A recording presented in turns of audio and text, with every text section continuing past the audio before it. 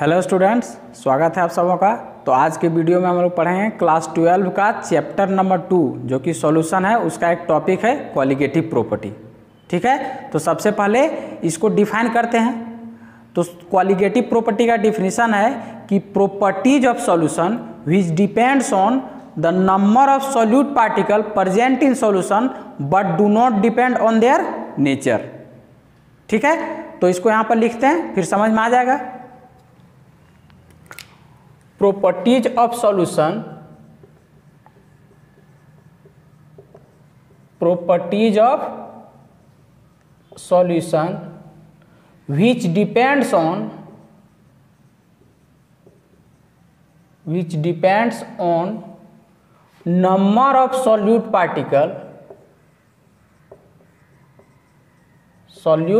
particles present in solution but do not depends on their nature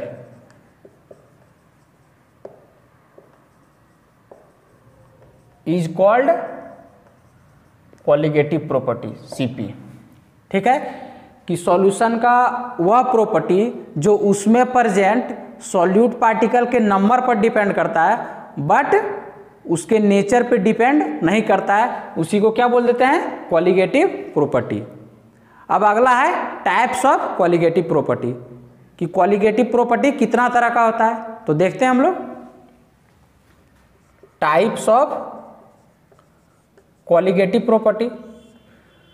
तो qualitative property 4 types का होता है। There are 4 types of qualitative property. There are 4 types of qualitative property. इसका first types है relative lowering of vapour pressure. Relative lowering of vapour pressure. Second है elevation of boiling point.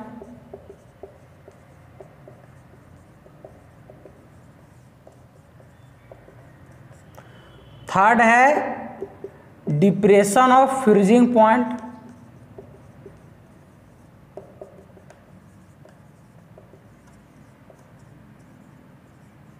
और fourth है osmotic pressure.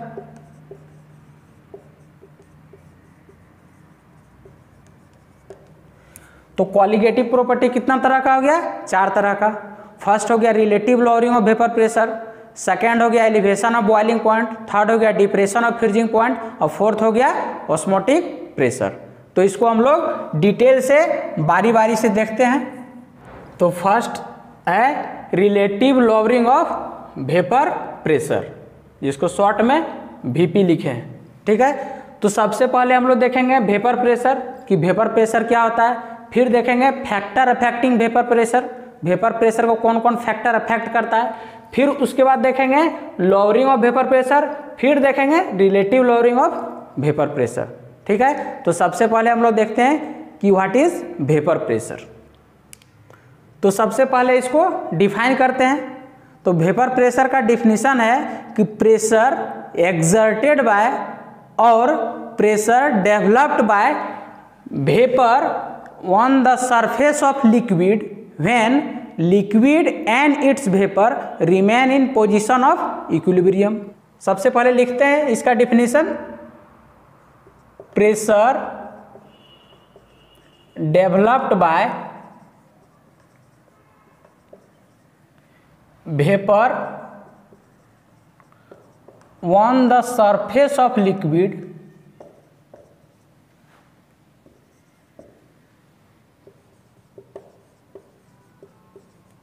when liquid and its vapor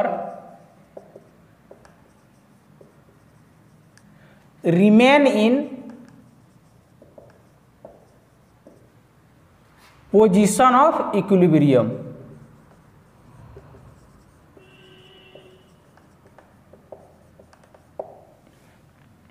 अब इसको diagram से भी देखते हैं। तो फिगर आप लोगों के सामने है। देखिए एक कंटेनर है, वहाँ पर क्या रखा हुआ है, लिक्विड रखा हुआ है। इस कंटेनर से मैनोमीटर जुड़ा हुआ है। ये मैनोमीटर क्या करेगा, इनक्लोज्ड गैस का, जो इस वेसल में गैस रहेगा, जो वेपर रहेगा, उसके प्रेशर को मेजर करेगा। ठीक है। अब देखिए लिक्विड से वेपर में जब कन्वर्ट होता है इसको क्या बोलते हैं, वेपोराइजेशन। और वेपर से लिक्विड में जब कन्वर्ट होगा इसको क्या बोलेंगे, कंडेंसेशन। तो इनिशियल कंडीशन में लिक्विड क्या होगा, धीरे धीरे वेपर में कन्वर्ट होगा। एक समय ऐसा आएगा जब rate of conversion of liquid into vapour, मतलब लिक्विड से वेपर में कन्वर्ट होने का रेट और वेपर से लिक्विड में कन्वर्ट होने का रेट क्या हो जाएगा, इक्वल हो जाएगा। जब दोनों का रेट इक्वल हो जाएगा तो उस कंडीशन को क्या बोलेंगे, इक्विलिब्रियम कंडीशन। तो इक्विलिब्रियम कंडीशन में इस वेपर के द्वारा लिक्विड के सरफेस पर जो प्रेशर लगाया जाएगा उसी को क्या बोल देंगे, वेपर प्रेशर। समझ में आ गया। ठीक है। अब इसी प्रेशर को मैनोमीटर मेजर करता है। इनिशियल कंडीशन में पिस्टन मेरा यहाँ रहेगा। आज इक्विलिब्रियम कंडीशन में जब धीरे धीरे वेपर कन्वर्ट होना शुरू होगा लिक्विड से वेपर में, तो पिस्टन धीरे धीरे क्या होगा, ऊपर उठेगा।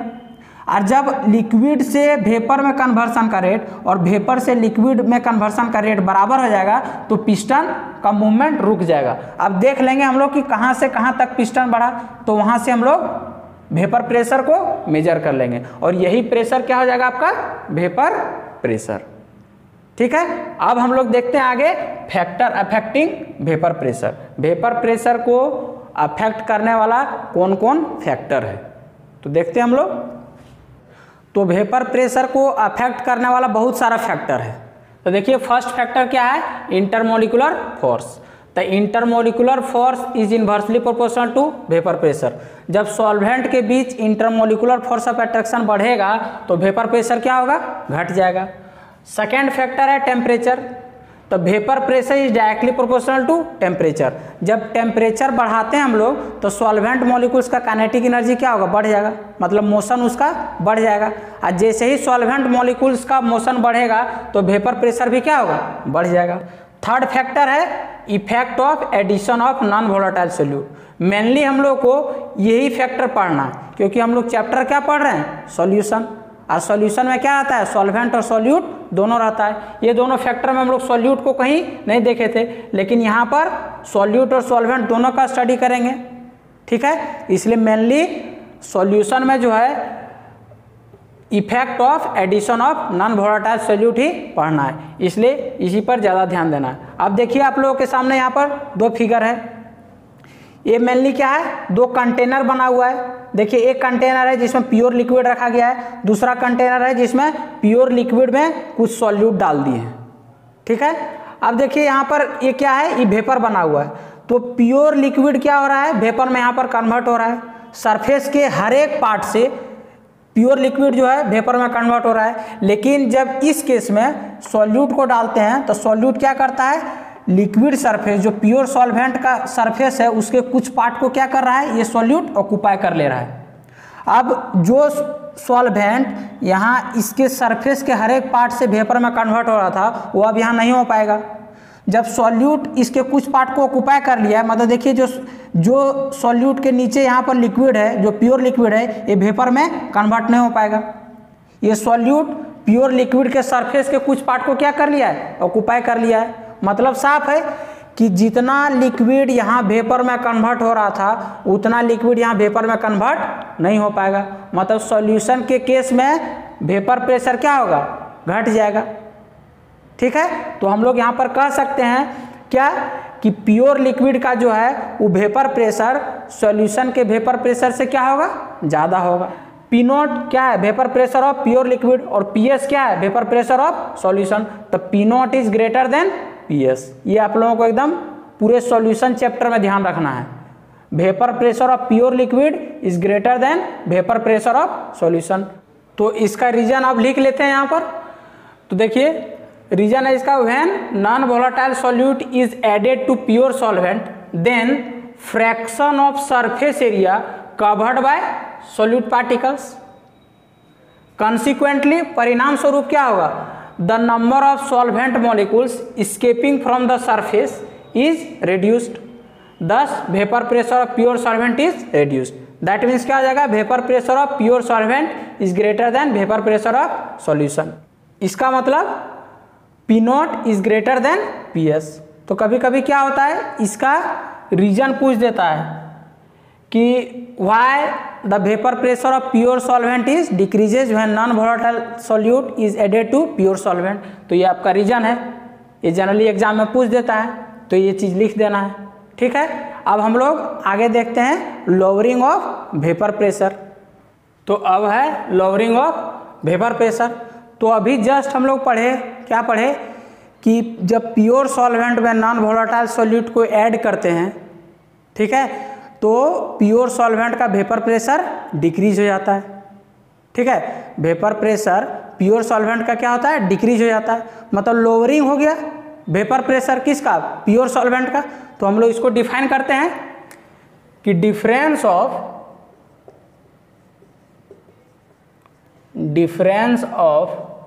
Vapour pressure of pure liquid and vapour pressure of solution is called lowering of vapour pressure. Lowering of vapour pressure, इसको भी लिख सकते हैं delta P is equal to P naught minus P S. तो डेल्टा पी क्या हो गया, lowering of vapour pressure, P naught हो गया vapour pressure of pure liquid, अब पी एस हो गया वेपर प्रेशर ऑफ सॉल्यूशन। तो ये था लोअरिंग ऑफ वेपर प्रेशर। अब हम लोग देखते हैं relative lowering of vapour pressure. अब है relative lowering of vapour pressure. तो इसको डिफाइन हम लोग कर सकते हैं कि ratio of lowering of vapour pressure and vapour pressure of pure solvent. लिखते हैं हम लोग, ratio of lowering of vapor pressure and vapor pressure of pure solvent is called relative lowering of vapor pressure। इसको short में हम लोग RLVP भी लिख सकते हैं। तो RLVP is equal to delta P by P naught. ठीक है, कहीं क्वेश्चन में पूछ देता है कि find relative lowering of vapour pressure. तो relative lowering of vapour pressure जहां बोलेगा वहां delta V by P naught calculate करेंगे। यहाँ डेल्टा पी अभी हम लोग पढ़े, delta P is equal to क्या जगह, P naught minus P S. ये जगह vapour pressure of pure solvent, ये जगह वेपर प्रेशर ऑफ सॉल्यूशन। अब आगे हम लोग देखते हैं Raoult's law of relative lowering of vapour pressure. तो अब है Raoult's law of relative lowering of vapour pressure. Raoult एक जो साइंटिस्ट हैं, उन्होंने relative lowering of vapour pressure को लेके एक लॉ बनाया, उसी को क्या बोला गया, Raoult's law of relative lowering of vapour pressure. तो इनके द्वारा बोला गया कि relative lowering of vapour pressure जो है वो मोल फ्रैक्शन ऑफ सॉल्यूट के बराबर होता है। उसी को क्या बोला गया, Raoult's law of relative lowering of vapour pressure. तो इसके स्टेटमेंट को हम लोग लिखते हैं कि according to Raoult's law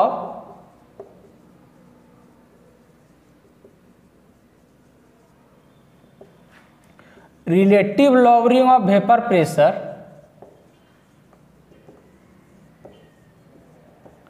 is equal to mole fraction of solute.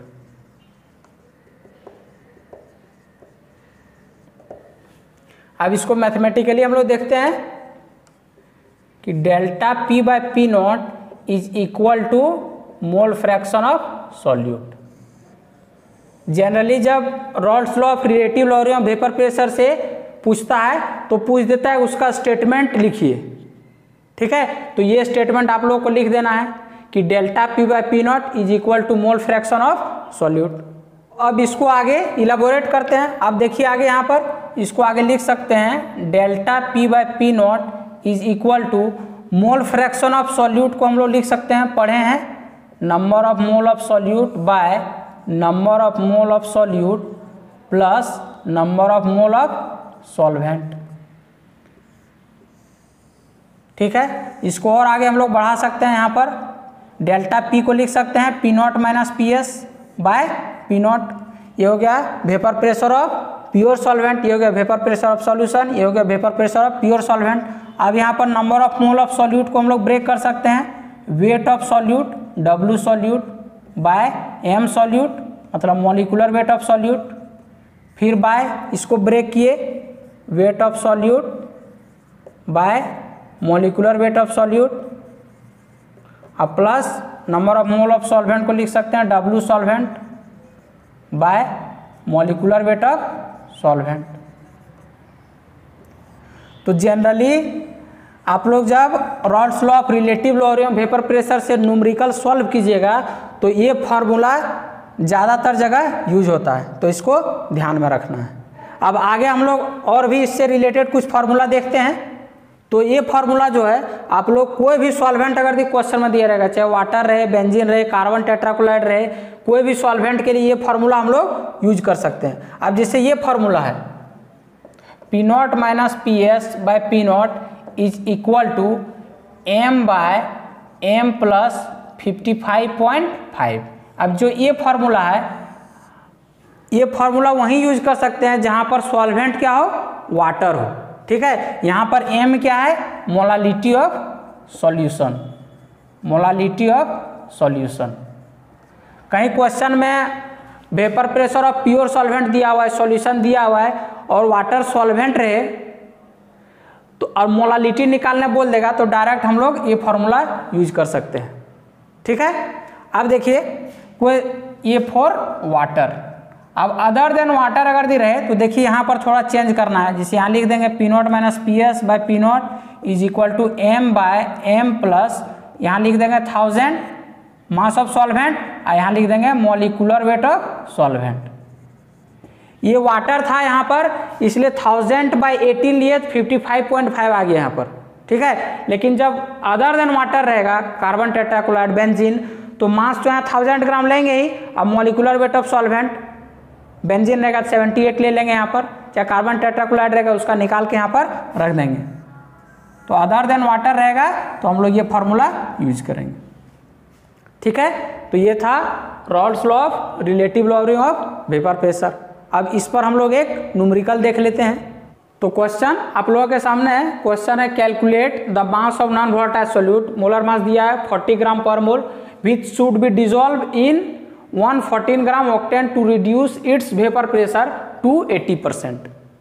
ठीक है, तो हम लोगों को क्वेश्चन में क्या निकालने बोल रहा है, मास of non volatile solute. Non volatile solute के बारे में पता है कि वैसा सॉल्यूट जो डायरेक्ट सॉलिड से गैस में कन्वर्ट नहीं हो, जैसे शुगर हो गया, चीनी, साल्ट हो गया, नमक, ये सब क्या है, नॉन वोलेटाइल सॉल्यूट। तो नॉन वोलेटाइल सॉल्यूट का मास हम लोगों को पूछ रहा है जो डाला जा रहा है कितना में, 114 ग्राम ऑक्टेन में, जिससे इसका वेपर प्रेशर मतलब ऑक्टेन का कितना तक घट जाए, 80% तक। ठीक है, तो हम लोग देखते हैं, हम लोग को निकालना क्या बोला है, wait of solute, molecular weight of solute हम लोग को दिया हुआ है कितना, 40 ग्राम पर मोल। अब वेट ऑफ सॉल्वेंट भी हम लोग को दिया है कितना, 140 ग्राम। अब मॉलिकुलर वेट ऑफ सॉल्वेंट हम लोगों को पता है क्या है, ऑक्टेन दिया हुआ है। तो ऑक्टेन का फार्मूला क्या होता है, C8H18। तो यहाँ से निकाल रहे हैं, कार्बन का कितना होता है, 12 × 8 + 18 करेंगे तो कितना हो जाएगा, 114। तो मॉलिकुलर वेट ऑफ सॉल्वेंट कितना हो जाएगा, 140 ग्राम पर मोल। अब देखिए पी नॉट दिया हुआ है, देखिए जब भी क्वेश्चन में परसेंटेज करके दिया हुआ रहे, ठीक है, अब जैसे बोला है reduce its vapour pressure to 80%, 280%, 2 के बाद जहां तक परसेंटेज रहेगा वो घटा हुआ रहेगा परसेंटेज, मतलब वो रहेगा वेपर प्रेशर ऑफ सॉल्यूशन। तो पीएस कितना हो जाएगा, 80, अब पी नॉट कितना हो जाएगा, 100। ठीक है। अब इसको हम लोग फॉर्मूला में पुट कर देते हैं। तो देखिए यहाँ पर P naught minus P S, formula हम लोग को पता है, by P naught W solute by M solute, फिर W solute by M solute plus W solvent by M solvent. ये पता है पी नॉट क्या हो गया, vapour pressure of pure solvent, P S हो गया वेपर प्रेशर ऑफ सॉल्यूशन, ये भी हो गया vapour pressure of pure solvent, W solute हो गया mass of non volatile solute, M solute हो गया molecular weight of non volatile solute, ये हो गया weight of non volatile solute, molecular weight of non volatile solute, ये हो गया वेट ऑफ सॉल्वेंट, ये हो गया मॉलिक्यूलर वेट ऑफ सॉल्वेंट। अब इसमें हम लोग रख देते हैं। तो पी नॉट कितना हो गया 100 minus 80 by 100, weight of solute मतलब डब्ल्यू एस हम लोग को निकालने बोला है, by 40, W S by 40 plus weight of solvent कितना 114, मॉलिक्यूलर वेट ऑफ सॉल्वेंट 114, तो कट जाएगा। यहाँ से हम लोग को सॉल्व कर देना है।